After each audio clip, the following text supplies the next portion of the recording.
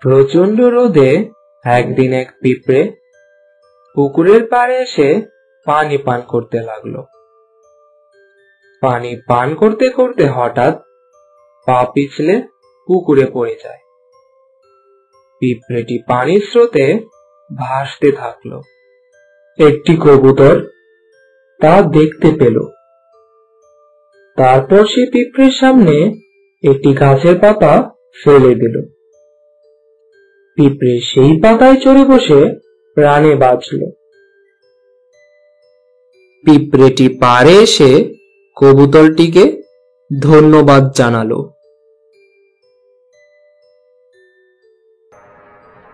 কিছুদিন পরে পিঁপড়েটি দেখতে পেল একজন শিকারী সেই কবুতরটির দিকে তীর ছুঁড়তে উদ্যত।